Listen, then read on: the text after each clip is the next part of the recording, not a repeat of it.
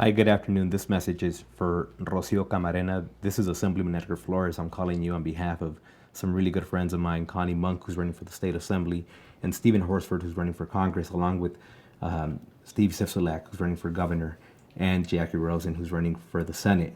These candidates are amazing. They're fighting for our families, and they understand the importance of having a solid public education adequately funded.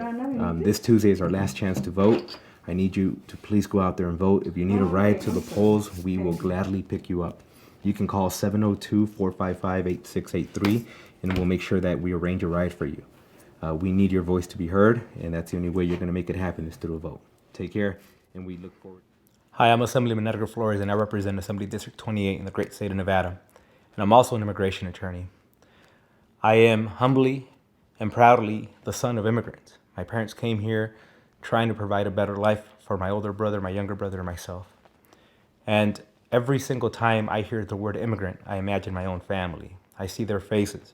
I see their commitment, their sacrifice, working 2 or 3 jobs to make it work for their kids. I am incredibly proud of them.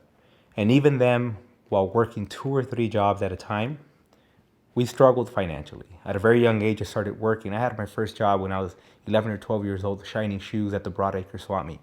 And I say it proudly. My parents instilled in me the reality of hard work and that it always doesn't pay, but it is a requirement to survive in this country. And today, I humbly wear the boots that I used to shine before.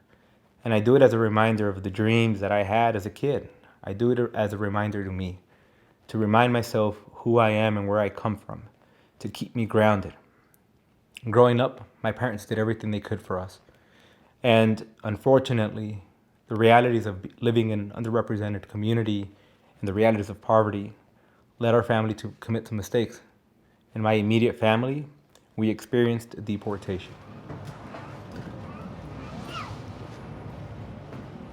Seeing that pain and frustration in my family's eyes is something I never wanted to experience again. As a little kid, any bilingual child will identify with this. I was the official spokesperson of the family because I was having very grown-up conversations. My parents came at a very late stage in their lives to the U.S., and that meant that they didn't have the opportunity or the luxury of learning the language as strongly as they wished they could have. So at a very young age, I was having very grown-up conversations. When I felt my immediate family member suffer a deportation, I immediately realized what it was and what it felt like to be voiceless, because I didn't have anything I could do or say to fix that. And now today I proudly stand here as an immigration attorney fighting for people like my parents. Every day I hear stories from immigrants and migrants, what they go through to be here, the sacrifice that it takes, leaving everything behind and risking life and limb to get to this country to offer their kids a better life. Nobody wants to walk 1,000 miles. Nobody wants to leave everything they have behind, and nobody wants to forget all the beautiful memories they have from other countries. Nobody wants to leave it. If they're coming here, it's because they see no other choice. They're coming here for the same exact reason my parents did. They want to provide something more for their kids. They want to give their kids an opportunity to just be slightly better off than their parents were. And that's what the law says. The U.S. has always been a country that welcomes people who are deserving of an opportunity to fight for more. It's nothing new.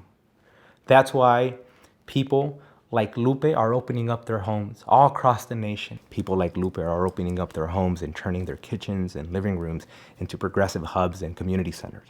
They're doing this because they recognize the importance of voting. They've been doing it for months, phone banking, in and out, all morning, all night, and they do it throughout the week without request or anybody asking that they do it. And they're doing it because they recognize that candidates up and down the ballot have been making promises to them, saying that they don't just see them as a bargaining chip or something they can use in a political ad to sound good, but that they recognize their humanity. Or you need a ride to the polls, the number is 702-455-8683. And if you have any other comments or concerns, the voter protection hotline, 888-525-8683. Right now at the federal level, asylum seekers have been treated as invaders rather than what we've seen them throughout the course of history in this country. Asylum seekers have always been welcomed here. That is the way the law is written. So long as you meet the criteria, you have the right to seek asylum in this country. And now we've allowed for the dialogue to completely change. The country that once was a place for people to come and seek something better has now been hijacked by a president and turned into a place that only allows for certain individuals to strive, but not all. It is no longer the place of hope for the rest of the world. Colleagues, you said that you recognize our contributions to this country, and now we have a responsibility to hold ourselves accountable. Come this Tuesday, you're going to win. And after you win, the real work starts. You must be held accountable. I must be held accountable. We must hold each other accountable. Now the difficult work starts. Because once that campaign comes down and the policy work comes up, you're going to find yourself sometimes fighting or arguing against your own party. This isn't about Democrats or Republicans, conservatives or liberals. This is about our humanity. This is about the course of history this country is going to take.